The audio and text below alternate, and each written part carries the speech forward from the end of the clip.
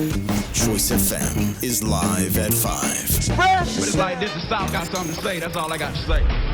Reuben Blackwell and Express Yourself on Choice FM. Well, good afternoon. I'm Reuben Blackwell, your weekly host for Express Yourself on Choice FM, the People Station, covering Raleigh and Rocky Mount. And I'm so happy that you're joining us today to have good talk and good conversation about things that impact our communities in Rocky Mountain and Raleigh in particular. And we're razor sharp focused on issues that affect communities of color. And so this is why today I have with me several of the folks that I work with every day at OIC. You know, this is OIC's 60th anniversary in America. OICs were founded in August of what's 60 years from now? Yeah, I don't know. I have to back count. I shouldn't have said that. 60 years ago. I have to count now. I wasn't planning to count on the radio. Okay, 1964. Thank you so much. 60 years ago in August, you know, OICs of America were founded in Philadelphia by our great, brilliant, inspirational, powerful, dynamic leader, Reverend Dr. Leon Howard Sullivan, who's called the Lion of Zion because he was a tall, towering preacher of the gospel who also was a brilliant strategist and community organizer who had a vision for economic development and how companies and corporations could work together with communities to ensure that all of us could lift and grow together. There's no reason why we have to have economies that depend on people being poor so others can be rich. Last week, several members of the Rocky Mount OIC team joined together with other leaders from across the country with OICs of America, and we all celebrated 60 years. But hey, this week, in 1969, 55 years ago, Rocky Mount OIC was formed and established right here in our own city by visionary leaders who wanted to see a change and a difference take place. And they had a vision for an integrated workforce that would be a blessing and a benefit to all included and involved. So 55 years later, I'm just so proud to stand with some of the best folk that I've ever met in my life. And I'm proud and privileged to be able to work with them. So on this show today, we're going to talk about OIC. That's right, my favorite topic. We're going to talk about OIC and what we do in Rocky Mount. We're going to talk about what we're doing across the country. And we're going to talk about why we do what we do and some aspects of how we do what we do. And then we're going to talk about the future and what's ahead, what's in our hearts, you know, because OIC is not one person.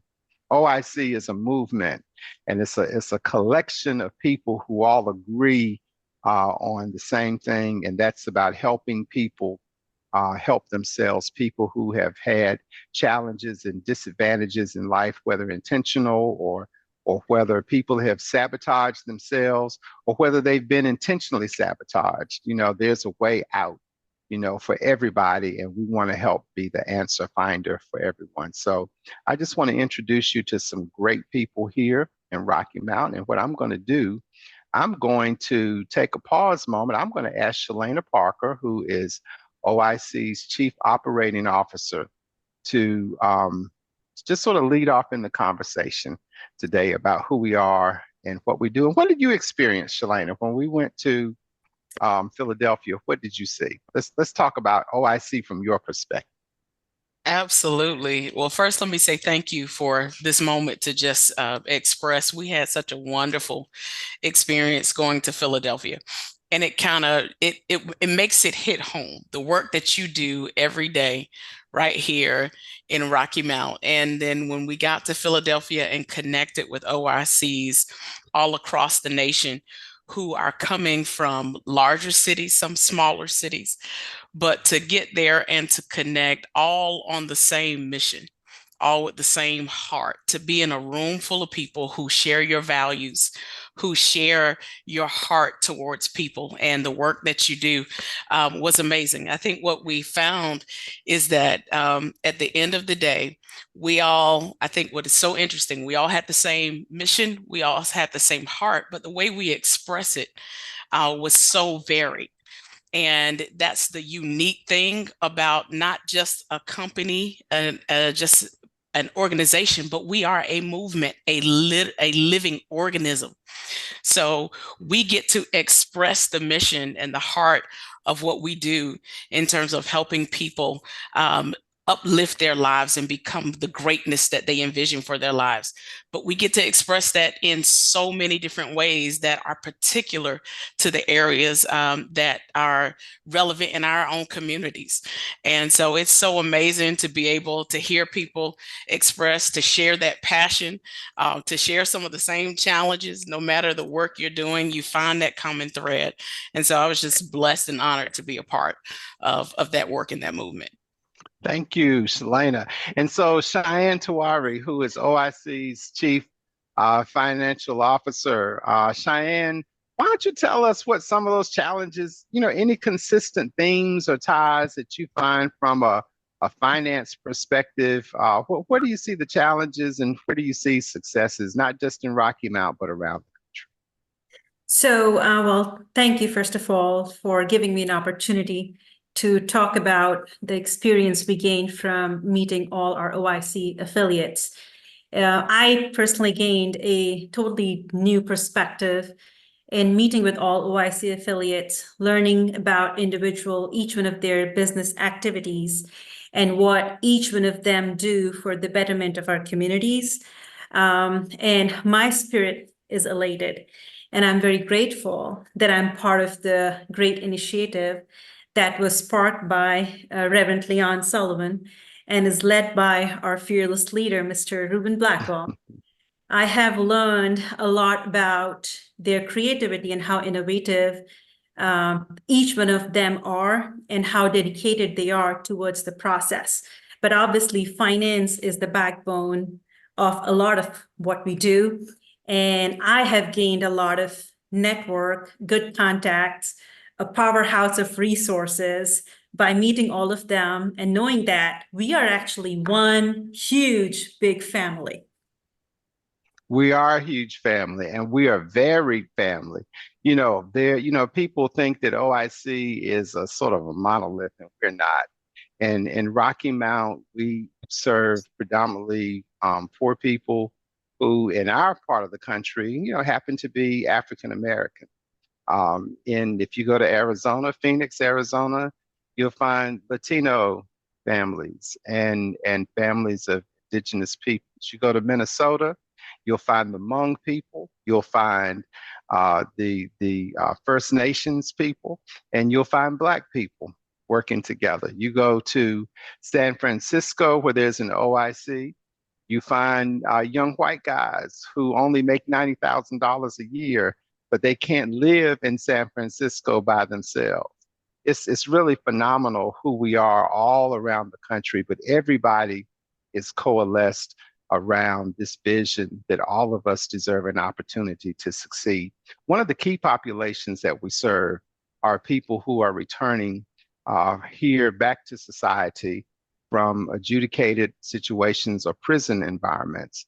And in Rocky Mount especially, I just want to lift up and shout out our team of professionals who lead the nation. Can I say that one more time? Folks don't even realize this. We lead the nation, not just in innovation, but we also lead the nation in how we serve those individuals and get them integrated into our community. So I'm going to ask Cooper Blackwell, who is our Vice President of Innovations, to introduce his team, Shanithia and Terrence and Teresa, and have all of you give your perspectives about what you see from a workforce development, career development perspective.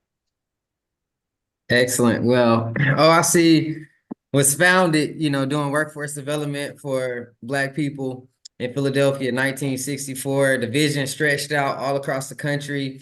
And now we are a premier agency in workforce development where we're training tens of thousands of people all over the country and to get jobs and start their own careers or businesses. So we're excited about all that we're doing here in Rocky Mount. We have a number of classes that we offer on Virginia Street. We have carpentry, highway construction, advanced manufacturing, CNA, dental assisting, and it's growing to so much more. Today we had a walkthrough where we're trying to create a virtual reality training suite where we're going to be having some new programs. We got a meeting coming up for aviation, welding, and electricity. So we're doing a lot in this space. This is done through a model called the Sullivan Training Network. And this is where the team, really shines. This model helps us work with people in the community to enroll them into our system, get them trained appropriately. We assess them and get them trained appropriately. And then we get them a job and continue with some care coordination, family support, follow up for a year after they've left us. So we have really robust programming that's really impacting people.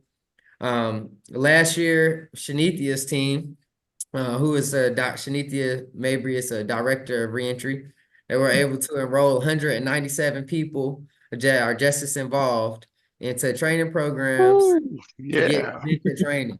So I'm going to pass the mic to Shanithia to tell us a little bit about the background of the SOAR program and how we're evolving programming today to serve justice involved individuals.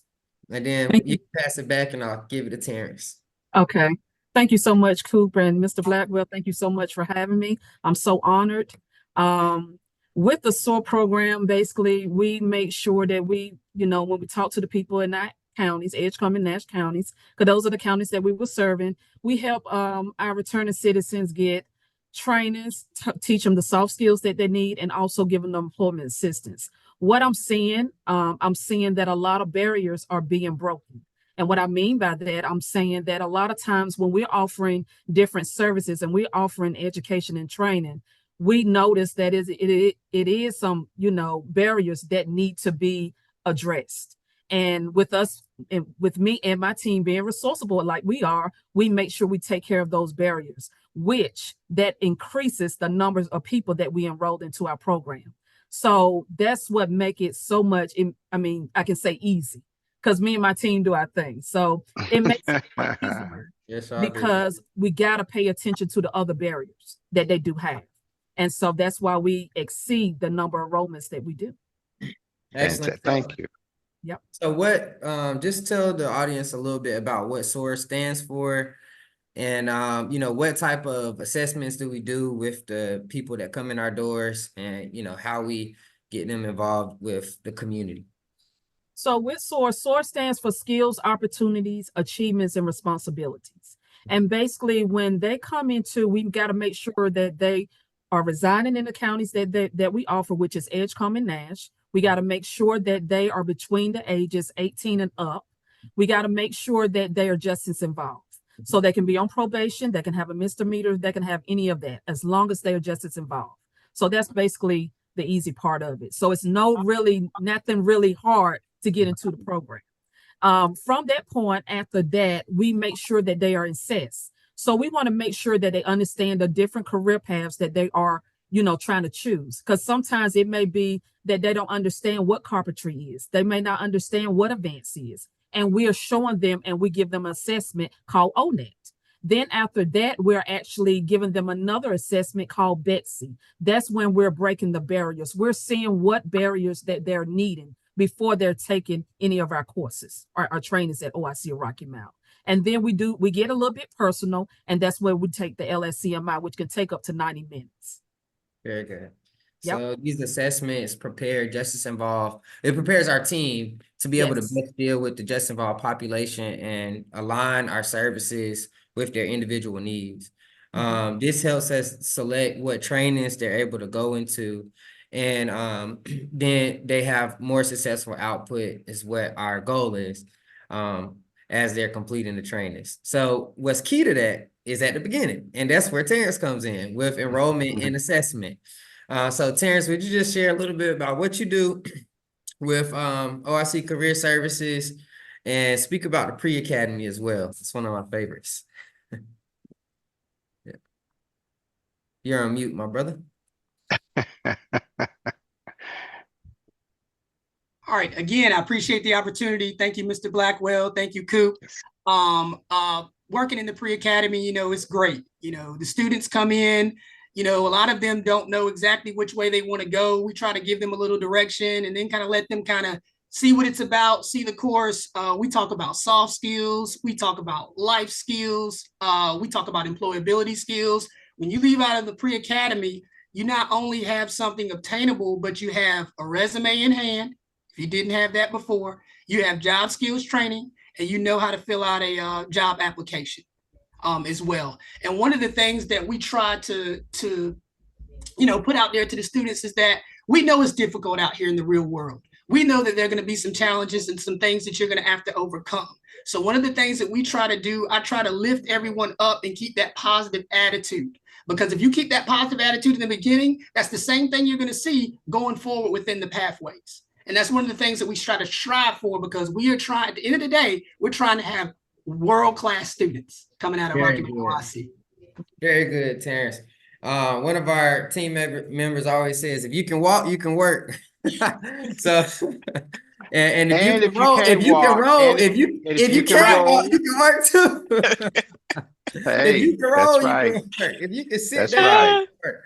So we work with everybody, from all different backgrounds, very diverse population of students. And Ms. Stokes does an excellent job in getting the word out about the community events that we have. And, also sharing and bringing us an opportunity to be in spaces with the community, out in the community. So Ms. Stokes, you want to talk a little bit about what you do, and maybe you can circle us back to the experience with Philadelphia. Okay. Hello, everyone. Teresa Austin Stokes, community engagement. First of all, thank you, Mr. Blackwell, for giving us the opportunity to even travel to see the headquarters of OIC of America. It was truly an experience. Throughout the years, even locally, folks thought that this was the only OIC, but I'm here to tell you, we are not alone. We have a whole team of people who have the same purpose and the same vision, and to just walk amongst the people who were part of the start, who worked with Dr. Sullivan, and just to actually see the many people from different parts of the country, it was truly an eye-opener, especially since in this area, people think it's just Mr. Blackwell and OIC of Rocky Mount, but I'm have you to know, we have a team that's very supportive across this country, and there's much work to be done. Overall, what I do within the OIC here locally is to get the word out and make people aware of the many services that we offer. You have heard of some of the services as far as SOAR. We are top notch when it comes to people who have been incarcerated and need that second chance. If you want help and need help, we're here to help you, and we meet people where you are. It's not a game to us. It is seriously a labor of love, and everyone deserves a second chance. So one of the things that was very exciting, we couldn't really sleep to see all the things that we were exposed to. One thing that I really enjoyed was when we attended the luncheon, and there was a lady, as we stepped into the room, they were showing the video of the anniversary, and they mentioned a lady from Rocky Mount, North Carolina, Miss Mildred Jenkins, who is an OIC 1969 alumni. Did we cheer? Yes, we do, because OIC has touched lives. But to hear that there was a lady all the way in Philly with Rocky Mount ties, who also was a part of OIC in Philly, that was truly amazing. And there's still much work to be done, and I'm so happy to be a part of an organization. And Mr. Blackwell, we thank you for your leadership. To Miss Austin, and what I want to say, let's just sort of recognize the truth of the matter. Years ago, when I was first asked to be a co-host of Express Yourself, there was a young lady named Teresa Austin Stokes who took me by the hand, saw me stressed out under an awning one rainy day, one rainy Wednesday afternoon, and my knees were knocking because I had never been on the radio before. And Teresa looked at me and laughed, and she said, "Well, let me show you. I'm gonna make this easy for you." And so I just want to thank you, Teresa. How we've come full circle, haven't we? And it's so great having you on this show again with me. Thank you, and thank you for your great work as well that you do. All right, I thank you. appreciate that. Teamwork. Teamwork makes the dream Now, work. that's right. Teamwork makes the dream work. So I want to just introduce you now to a member of our team, and I should let Cheyenne introduce you.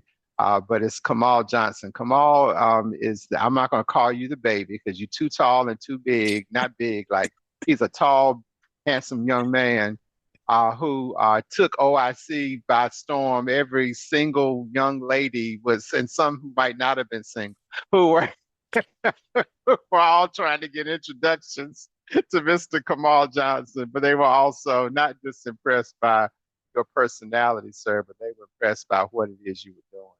So Cheyenne, why don't you, and let me just do the thing the right way. So Cheyenne, why don't you introduce Kamal to us and give a little background about what he does. And then Kamal, I want to hear what your perspective is as a young individual. You know, when I say young according to me, but young at OIC, you haven't been here that long. Cheyenne. Thank you, sir. So it's a great honor and a great opportunity to introduce Kamal Johnson. He joined my finance team 2 months ago as a financial analyst. And he is an MBA, and he is very energetic, very enthusiastic, and very close to our mission. I have often seen him literally driving himself crazy with the workload and the hours. And in short, he's way too sincere for a starter. But I'm very grateful that he's part of my team. Kamal, go ahead. Hello, and thank you, Mr. Blackwell, and thank you, Cheyenne, for that introduction. My experience here at OIC has been wonderful, and I'm really thankful for the opportunity. Also, I'm thankful for the opportunity to attend a trip to go to Philly for OIC America. I got to meet so many different people, board of trustees, executive directors, CFOs, COOs. It was just breathtaking. And to be able to be in the room with other like-minded individuals that care about their community just as well as I do, just breathtaking. And I'm just so thankful for it. Well, we're thankful to have you, Kamal, and so for our listeners, if you're watching us on Facebook, it's I Love Choice FM. You can check us out now or check us out later. It'll be on the website for Choice FM. This interview, you'll have a chance to see our brilliant and beautiful team members here in Rocky Mount who serve at OIC. If not, you're hearing these great voices. If you're driving, leaving work or driving home or driving to the grocery store, or you're just sitting at home chilling, with a glass of something, juice maybe. What about that? Chilling in the evening, relaxing from your day and decided to tune in. We're just so thankful and happy that you choose to listen to us.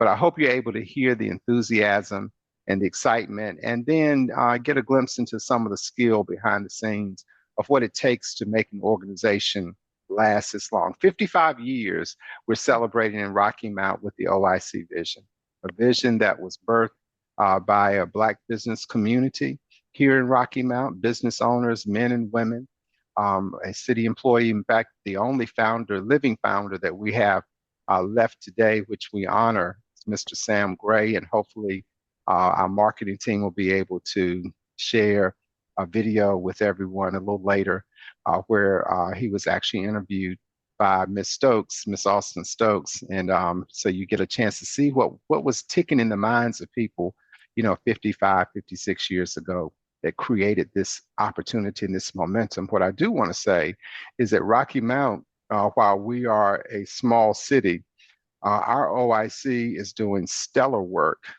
throughout the country. We are ranked up there with Portland, Oregon, and Miami, Florida, and San Francisco, California, and Minneapolis, Minnesota. These team of folk are second to none in their output, in their vision, and in their care. One thing I hope that you get a chance to hear and see are the hearts of the people who work here at OIC.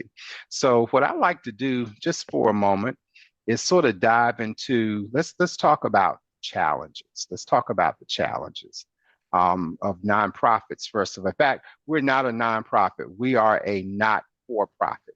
You know, we reject this concept that as a community-based organization, we work for nothing and we do everything for nothing. You can't do that. If you don't place a value on yourself and a value on your services, and people will not value who you are. And so I'm just so proud to say that we got a great team of skilled professionals who love to do what they do, but it's not always easy. So let's talk about some of the challenges. And so where I'm going to go, I'm going right to Cheyenne, because when I think of challenge, I think of money. Choice Don't y'all think of FM money? is live at 5. You know, I'm just saying, take away this That's all I got to conversation say. about OIC. Reuben What Blackwell, do and most express yourself people are on challenged in Choice life for what? FM. Money. You know, everybody needs more, everybody wants more, you know, but it's a way to get it, isn't it? And be ethical and not hurt anybody. Cheyenne, what do you see? You're the money lady. You know, if you want to know who runs the cashier, it ain't Blackwell, it's Cheyenne Tawari, who makes sure that everything is done decently and in order, as we say in church. So Cheyenne, what are our challenges that we would deal with in any environment if you're trying to get a business started up, if you're trying to get an organization started up, if you're trying to maintain whatever it is you're doing? What is the challenge that you see from an organizational development perspective? So like you said, Mr. Blackwell, money is the biggest challenge because we are not for profit. You know, our mission is to serve regardless of whether we have resources, we don't have resources. We come out on the streets and we still go above and beyond our resources and make sure that we service our community. Now, what that means is it does affect us financially. You know, we do have vendors at the end of the day, like any other business, we do have bills that we have to pay, and we have to pay payroll. But, you know, it's been a blessing, and I'm thankful to our business partners, our customers, our big contributors who have always helped us through our tough challenges. And I mean, yes, I would really, if somebody listening here in Raleigh, Rocky Mount area is up for a big donation grant, please come on board, because trust us, our mission is genuine. Our cause is what we are dedicated to 100%, and we need your support to come out and help us grow further, because we grow stronger, that would help us uplift and better the communities. Thank you. And Thank you. and my mind always goes, you know, when we are designing efforts and when we're designing programs, we always begin the process with, you know, what is the gap in our community that no one else is addressing, or maybe not being addressed effectively or fully, that we can truly make a difference in. And I don't think there's any part of our team that knows that any better than career services side. And so what I want to ask, I'm going to hit Terrence with this question. Terrence, when young people or middle-aged people or older people walk in the door, what motivates them to want to come to OIC? Of course, just referral from previous classes, and also the fact that people want to express themselves, but they want to be in an environment where they feel comfortable to express themselves. And I think that's one of the vibes that OIC gives here in Rocky Mountain Career Services. When a student comes through that door, whether they be 65 years of age or 18 years of age, they feel comfortable when they come through that door. You know, not only are they treated with respect, but, you know, that kind of goes hand in hand. You know, I always tell, you know, students and everybody, you know, iron sharpens iron. So if we expect you to do something, guess what? You best believe we're going to make sure we do our part to make sure you get what you need. You see? So that's the whole philosophy. Help, again, helping people help themselves. You know, that's our motto. That's one of the things that we're trying to do. So what, challenge-wise, I think the biggest thing that I have is probably transportation. Being able to get here consistently each and every day. Having a good source of transportation. I think that's one of the barriers that we deal with in the career services department.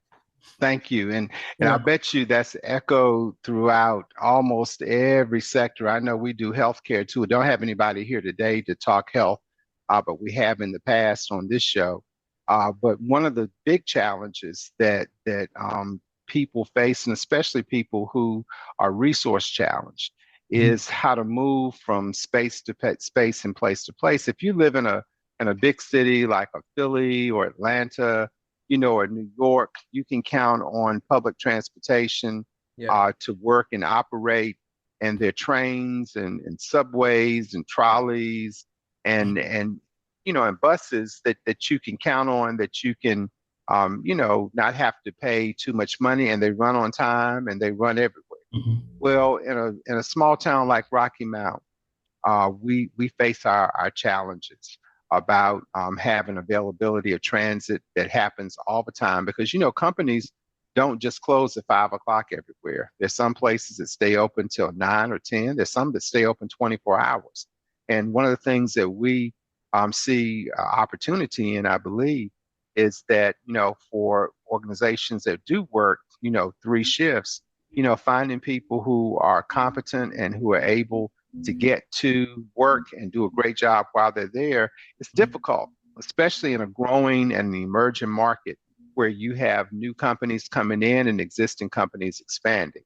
But Rocky Mount seems to be attracting those kinds of companies. And Shanitha, I want you to talk a little bit about what maybe the challenges, the specific challenges, if you're a person returning from prison, or returning, or dealing with, maybe you're on probation, or maybe you have a suspended sentence or something. I don't know what that means, but somebody who's not actually in the situation, but they have a bracelet on, they're being tracked, or ankle bracelet on, they're being tracked on a regular basis. What kind of challenge do they have? Do people want to work with them? Are they afraid of them? What can OIC do to break down the barriers to success in that area? What do you see? One of the good things that I do see is the relationship that we have with the probation officers. So when they do come in, it was situations where some of the individuals would come in and their ankle bracelet would the battery would go out. Well, usually in a situation like that, you get locked up, or the probation officer going to come out here and they're going to just make a scene. But with the relationship we do have with them, of course, they don't do that.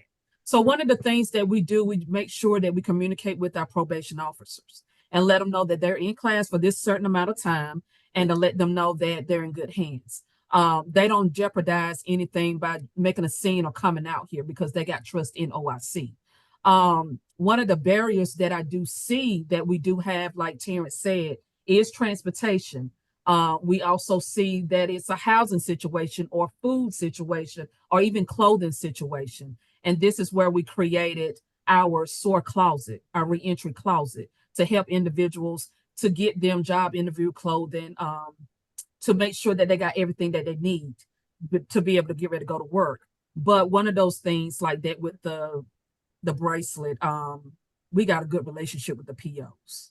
So having good relationships does make a difference from the organization. Absolutely. We can help individuals overcome, as long as they're doing what they should be doing. So Absolutely. So a battery going out on a bracelet is different from I tried to pull it off my leg, right? Right. So, I haven't seen that yet. Yeah, no, you haven't seen, and you won't see it.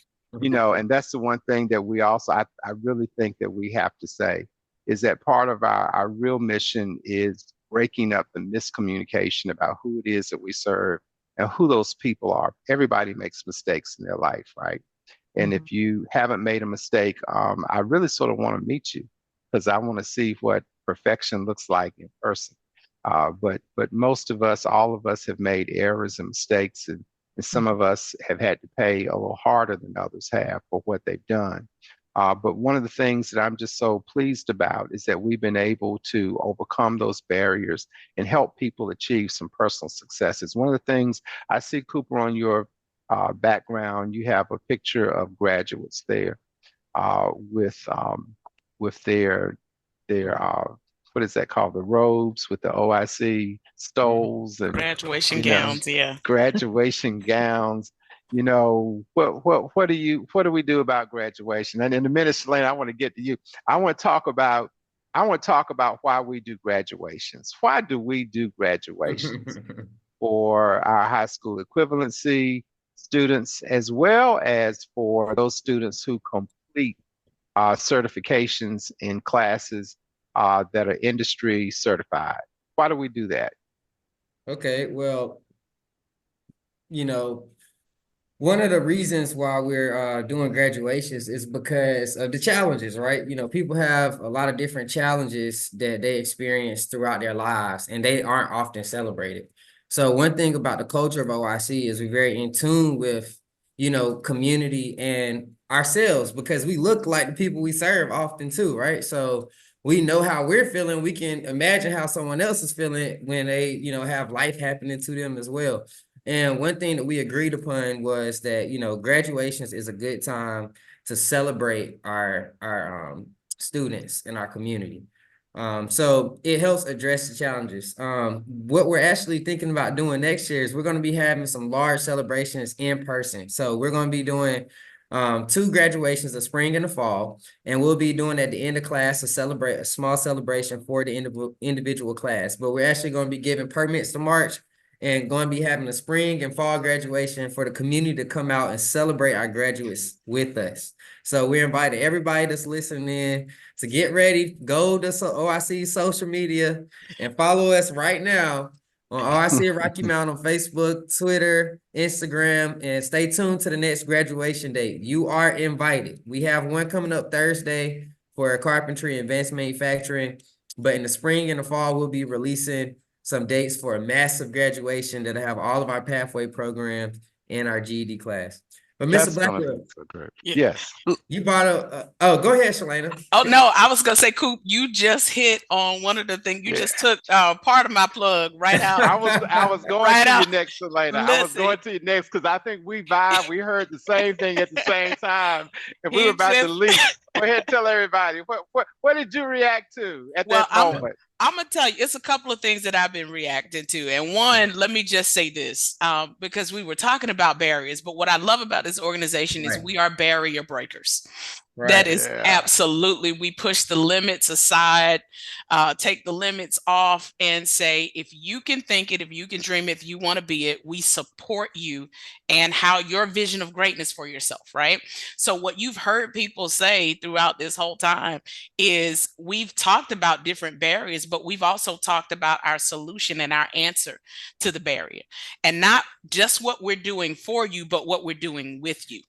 And I think that is so key. One of the barriers that we deal with a lot of times, one of our areas is the marketing area. And one of the biggest barriers that we deal with, and not just in marketing, but in all of our areas, is perspective. And I'm gonna say it like that because sometimes people will take their information from, hearsay in other pockets. And so they take their opinions of OIC, not from what they know for themselves. By the way, you're welcome to walk in any of our doors, see our operations, see what we're doing, come and be a patient. Perspective. We have world-class healthcare here. We have top-notch doctors, providers who provide excellent care. And I don't just say that, I'm a patient myself. Right. We provide top-notch healthcare, and we work and collaborate with the hospital system here. We work with others to make sure that our patients have everything they need and access to those top-notch healthcare options. No matter where you live, where you're from, we make sure that we go above and beyond to make sure people have access and that there's no barrier for people receiving what they need. The same thing as you can come in our doors, get trained and educated, but then in order to lift your life, you need economic stability. So we are social entrepreneurs. We have businesses. We have ways of making sure people have access to living wage jobs, making sure that you can come in our doors. And I must say, OIC is an excellent employer. A wonderful atmosphere, wonderful place to work, but we ensure people have jobs and we work with people with your barriers in your life. So there are no excuses to having stability in your life. I want to circle back real quick to that perspective piece, because one thing that we're trying to really push, we're trying to really get in there and do some disruptive marketing, because a lot of times, sometimes, you ever notice how negative voices can sometimes be louder? They can be small in number, but sometimes still be louder and shape Take people's all the air out the perspective. room. Take all the Listen, air. and you're hearing it. You're hearing it Yeah. firsthand in this moment, around people's focus and what we're doing with the resources we have and how we're making resources stretch and how we're breaking those barriers. But what you're gonna see, is go connect with us on social media, on every platform. Get involved. Come in our doors. Connect. We will find a place for you to come in and connect to the work, because what you will find is what you can say sometimes outside of a wall is very different than what you say when you're standing in front of a person who needs your help. Thank you so And much. I'll Go leave it there. ahead. Go ahead. No, I'll No, leave no, it there. no, Go no, ahead. no. Keep rolling. Well, you see this enthusiasm is unbridled and it's coming from everywhere, and I'm loving it. I vibe off the energy. But what we're gonna do, we're gonna take a very quick break, pay some bills, thank our advertisers for believing in the station and listening and believing in us. So I'm gonna ask that y'all stay tuned. Don't you change that channel. You better keep that channel right where it is, so you can keep hearing more good talk from Express Yourself. This is Reuben Blackwell along with my team at OIC, the A team, the O team. That's all right. We're going to be right back with you. Just give us a few minutes and we'll be right back. Thank you. Choice FM is live at 5. But it's like this, the South got something to say. That's all I got to say. Reuben Blackwell and Express Yourself on Choice FM. Well, it's Reuben Blackwell. Welcome back to more of Express Yourself. This is a Wednesday afternoon, and you can't find a better place to be wherever you're parked and wherever you are listening to this show. Chances are you're getting information you didn't get before. So I have with us several guests from who are team members, employees. I hate that word employee. We're team members who work together in Rocky Mount.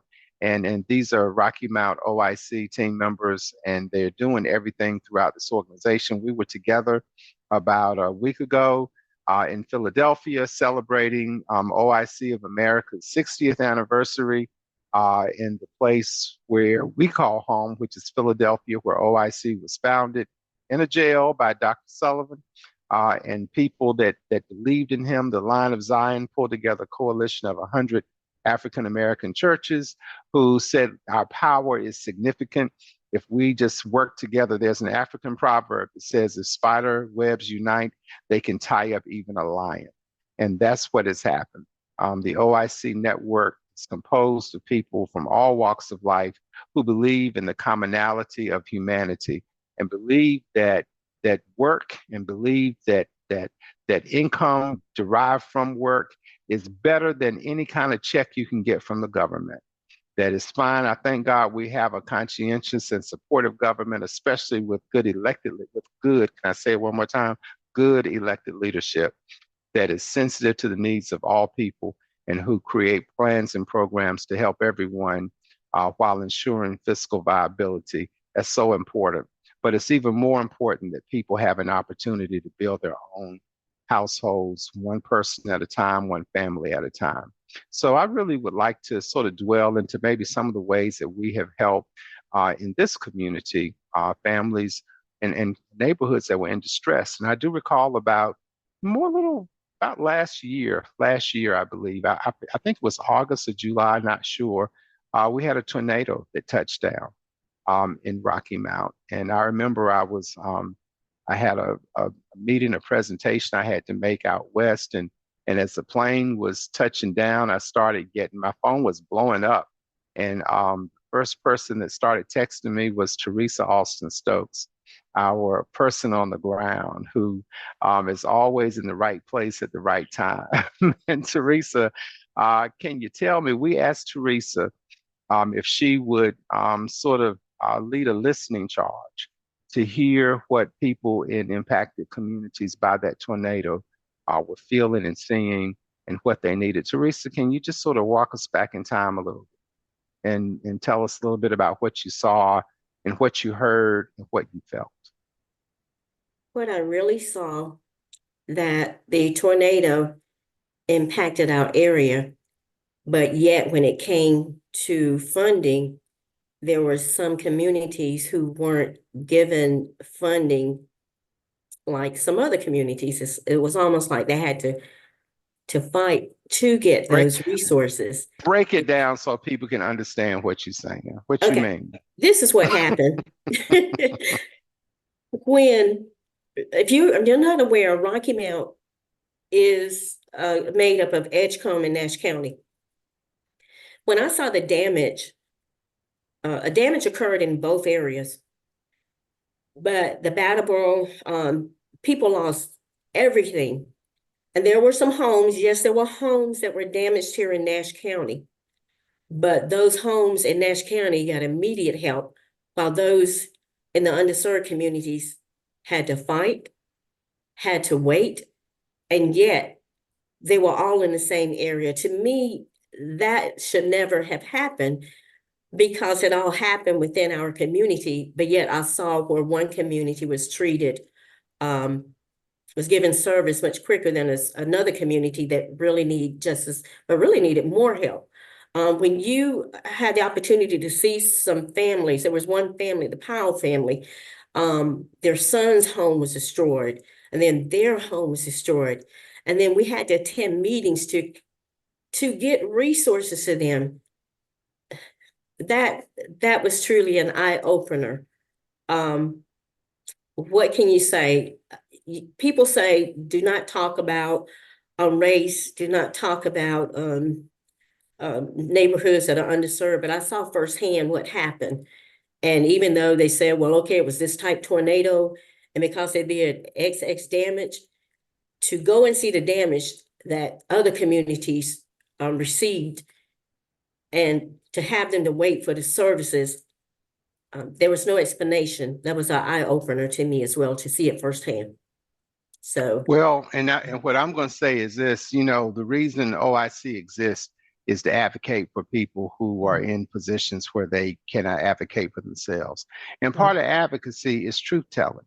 And somehow in America, we've lost the appetite for truth, and maybe we never really had it, I'm not sure. But what I do know is this, is that you can't have a positive movement and change and development if you don't come to grips with what the reality is of whatever your experience is. So one of the things that OIC did, that I just want to be real clear about, is that OIC picked up the phone. Our team picked up the phone. I called the governor's office. There were other people. We called our congressman's office, and we said just what Teresa said. Is she said, it's so nice, I wasn't so nice. And, and what because, the bottom line is, the media covered Pfizer. The media covered Pfizer in one home in Nash County. And I am not disparaging of either. We need Pfizer, and we pray and I support whoever has been impacted by circumstances beyond their control. But as Teresa stated, there was a whole community of poor Black folk who that tornado saw no recognition of wealth, no recognition of age, no recognition of race, no recognition of location. Wherever the tornado touched down, the tornado touched down. And the tornado's nature did not change from Nash County to Edgecombe County. It's a instrument of destruction. And that thing did what it did, and it was really horrible to see. But I'm so thankful to the OIC team, Teresa and several other individuals from this organization coalesced with ministers, coalesced with other nonprofit organizations, coalesced with government officials, and we held town hall meetings in Brattleboro. And what we did was very different, because what we said was that we're not just going to send you to where you normally want to go. Because, sometimes folk who work on elected officials teams want to go where the photo op is. They want to go and stand and, have the background looking perfect and have the right people talking. I understand that. But if the right people aren't your people, then you got to do something different. So what we demanded of the disaster recovery folk from the state of North Carolina is that no, we're going to meet inside the community where the tornado touched down. We're going to show you face to face what people are dealing with, and you're going to get in your car and you're going to ride with them and see for yourself. Because if your heart cannot be touched with compassion when that devastation occurs, then there's something wrong with you, period. Bottom line, there's something wrong with your humanity. So I want to thank you guys. Teresa, thank you for your big heart and your ability to put that. I don't know how she knows to find the conversation. I don't know how you always find to be in the right place at the right time. With that phone, that phone is your weapon of mass destruction. You know how to disrupt. What did you say, Shalane? We're marketing disruptions, right? Disruptive marketing. Yes, absolutely. That's right. So I do want, go ahead, Shalane. I do want to say one thing, because what this put into my mind was we were talking about a physical tornado, but what we also need to understand is that is the very nature of what OIC is, because there is another tornado in, if we can use it like that happened over hundreds of years of people forced into oppressive systems, racism, the damages of the tornadoes we don't see, racism and disparities in our economic systems that are results of those unseen tornadoes. And that's what OIC does. They go to the scene and go to where it happens and says, we are here. And what we want to do is, we don't want to just do this by ourselves, but we need our religious organizations. We need our government officials. We all have to work together. People in our own community spend so much time fighting and arguing with our leaders who happen to be city council people, but they have to be in positions to understand, well, they're privileged to be in positions to serve, because that's just the nature of who they are. But they're also in places where they see firsthand the relationships between all of those entities. And all we're trying to do is say, how do we come together and work and address the damages of these things that we don't want to talk about sometimes, that were tornadoes that have hit and the effects have gone over years of history of time. That's right. Thank you. And Kamal, you're just graduating from, you got your advanced degree, you've gone to undergraduate, you got another degree on top of that. And you had aspirations of doing things, building businesses, making an impact in society. What do you see that an organization like this has been? What's your experience been to be able to see the difference between the academic and the reality? Listening to what Shalana just stated, that there are some financial tornadoes or tsunamis or hurricanes that happen in people's lives and how they recover. What does it take from your perspective about building an infrastructure to be able to not just withstand external forces ourselves as an organization, but what principles are you learning that can be passed on to others? Okay, thank you for the question. Truthfully speaking, going from attending the HBCU, and when you're looking at this is the information that they have in the textbook, or this is what they have aligned for a specific curriculum, and then you're going to a nonprofit organization who's helping the community. You have different leaders that's leading you in the right direction and bringing awareness to certain things. Is really an eye-opener and looking at reality.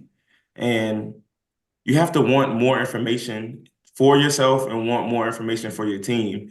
And when you have directional and motivational leaders that's put around you and you surround yourself with those type of people, it brings a different experience and it brings more out of you. It pushes you to higher limits, higher heights. And I'm really just thankful that I'm around the kind of people that I'm around. There's people that's caring for the community, and we're looking at it, hey, if we do have this issue, how can we resolve it? We don't talk about, okay, here's the problem. And then we're sitting around, okay, there's a problem. But more so, what's the resolution? And how can we better impact our community? Thank you. That is so wonderful. I never heard it quite put like that. That's why I asked you to see, is this thing checking in? Is it real? Is the dream real? How do you really bring it to pass? And Shalana said something really, really important. I think I heard it echoed with Terrence and Shanithia as well, really in everyone's comments, that we are really, we try to not just concentrate on what the barriers are, we try to concentrate on where people's dreams lie.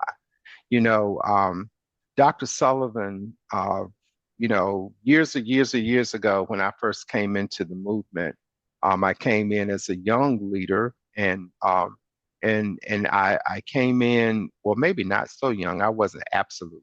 I was a mature young guy. What about that? So, but I was young in OIC, and what I was impressed with was Dr. Sullivan's philosophy. He took a great part of his philosophy from Hannibal, who was the African general who became a Roman emperor. And he became a Roman emperor because he decided that he needed to go proactively to Europe, which was in warfare with his country, which was a country in Northern Africa. And what he did, he was notable for fighting with elephants. And if you know anything about Europe, Europe has a huge mountain chain called the Alps. The Alps, rather, not the Alps. The Alps. The Alps. I'm thinking about my phone now. But you have the Swiss Alps, you have the French Alps, you have the Italian Alps, and they run throughout, Europe. And in my younger days prior to OIC, I did a lot of international travel. And I actually had to drive through those Alps, which are terrifying. I'm not a heights guy, but one thing that Hannibal soldiers said, we're on these big elephants, and we got to take these elephants over mountain ranges. And Hannibal said to his followers, who were also leaders, he said, I see no Alps. All he saw was the mission of the conquest. And so he took a whole troop of elephants over the Alps, and then he conquered wherever he put his foot. So Dr. Sullivan always coached us as young CEOs, as young executive directors. He said, I see no Alps. Whatever your challenges are in your life, whatever your challenges are in running your organization, whatever your challenges are, he said, do not concentrate on the deficit. And he said, in fact, I remember he told us specifically in a meeting one day, he said, if you have the right vision as a leader at OIC, he said, your vision should always outstrip your resources. He said, you should never have enough money to do what you're called to do. You should always have a vision bigger than your pocketbook. And Lord knows we must be doing that well, Cheyenne, because we're always trying to find ways, to get things done with a little bit that we have. But what I'm so blessed with is this team of youthful and mature energy, experience and enthusiasm. And what I'm most excited about, not in what we have done or what we are doing, I'm excited about where we're headed. So Cooper, I want you to talk to us for a few minutes, and we're going to wrap up in a few. I want you to talk to us for a few minutes about the future of OIC from your eyes. What do you see in innovation? You're Vice President of Innovations. Yeah. What are the spaces and the places are you operating in? You're leading your team. Okay, well, OIC is always on a breaking point of innovation because as nonprofits, you have not-for-profits, we have to always be poised for sustainable growth, which means we got to get creative about, the programs that we have and how to sustain them. I'll just take some of the challenges that we have with transportation, right? For example, so we started looking at how we can provide transportation for the community, seeing that that's an issue for us. So we purchased some vans that we have in operation for a GED class. We've transferred the use, upgraded the use of those vans, and we've now been able to help out other summer camps. So we have our own issues that we're working through, but we're able to help the community at the same time. We're also, we're also able to work with partners to explore technology. So we've received a grant from NCDIT to look at digital equity. And we'll be installing some Wi-Fi hotspots in some of our buildings and our mobile units to bring Wi-Fi to the community. But we'll also be coming up with some interesting trainings for our providers and for our community on telehealth and getting access to our medical centers. We'll also be doing some AI technology. I got some virtual training equipment that'll be here. The Oculus devices, youth, teenagers, adults that are interested in technology, get ready because we have some headsets coming that's going to have a full training curriculum that is completely immersive technology. So you'll be in front of a virtual air conditioning machine, learning how to get your HVAC license. Again, I mentioned aviation. So OIC is doing a lot of innovation all over. We're renovating a warehouse right now that is bound to have some great economic activity there. And we're even getting into community development. So we have a project that we're reconstructing the Boys and Girls Club. We just finished with one of their rooms, and Mr. Green, CEO of Boys and Girls Club, was doing a walkthrough today with some dignitaries in their gym. So we're redoing the gymnasium there. So OIC is a one-stop shop for human support, and we'll always be here. Cheers to another 55 years. And we're planning for the future to be around for a long time. So thank you so much. That's so exciting to hear, and not just exciting to hear, it's just a blessing to see how so many different hands have been involved in this. And if you've got nothing, if you've been listening to us for the last hour or so, if you haven't received anything, what I do hope you hear, and what I hope you're seeing on the faces, if you're watching on Facebook, I hope you see that we all come from different places and different spaces. None of us are alike. And we all have our different realities, our different pasts, our different strengths, and different challenges. But we found a way to work together, and we found a way to work together for the benefit, not just of ourselves, but for our community, because that's what it's about.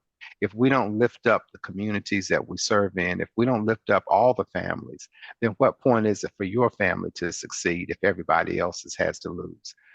Guess what? If there are more people who lose than who win, the losers are going to come after the winners and take what they have. So what I say to my listening audience today is that you're listening and talking to a whole team full of winners. I thank God for each one of you, Kamal and Shanithia, Terrence and Teresa, Shalana, Cooper and Cheyenne. Thank you for the work that you've done every day. And guess what? This is just scratching the surface. OIC has so many different things and so many people that we're coming together, and we are a family. And Cheyenne, I'm going to give you the opportunity to have the last words today, or express yourself on behalf of OIC. What would you like to say? Thank you, Mr. Blackwell. I really want to say that, this is a great cause, a great mission. And I wanted to chime in when we were talking about tornadoes, about how we have spent our own resources when we did not have any grant funding to carry on our service. I think we did. I wanted to add that to our great conversation, that at that point, I want to add, none of our staff thought about their payroll. I did not think about the bills that we will have to pay or the work that's suffering. And we carried out our service relentlessly. How many hours? I think it was, overtime incurred. And just for your all information, we paid that out of our own pocket. We did have a grant that was funding us for a little bit of the activity, but that helped us pay the rent, subsidized rents, or pay them vouchers for the food, for their hotel assistance. So that just shows one aspect of a very small aspect of what we do as OIC. We are here to make a long-term impact. This is a selfless cause that is for the betterment of our communities. And we all are here together, working energetically and towards our mission of helping people help themselves. Well, I just want to thank you, all of my powerful, wonderful friends here on this screen and that are the depth, the breadth of OIC and Rocky Mount and throughout the nation. Thank you, OICs of America, for keeping the vision alive for 60 years. And thank you, Rocky Mount, for believing in us for 55 of those 60 years and working with us wherever we needed you to be. I also want to thank this powerful, dynamic, skilled, incredible team of professionals who have hearts, who have brains that are brilliant and excellent. I want to thank you for how you show up every day and how you work to uplift mankind. And guess what? I want to tell you, I enjoy coming to work.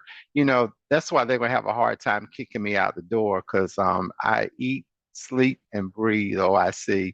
And this screen is why I do that. I'm looking at faces of people I love and care about because you love and care about your community and your people. Thank you so much for joining me today on this talk show. You will be back. I might bring you back. Just always get ready. And thank you, listeners, for tuning in to Express Yourself. I'm Reuben Blackwell. I'm your host. And I thank you for listening to us and tuning in with us and making us a show that I believe one day is going to be award winning. What about that? All right. Thank you, Choice FM, for giving us a shot. Y'all have a great day. God bless you. Express Yourself with Reuben Blackwell. Have a great day. Bye-bye. Choice FM is live at 5. But it's like this, the South got something to say. That's all I got to say. Reuben Blackwell and Express Yourself on Choice FM.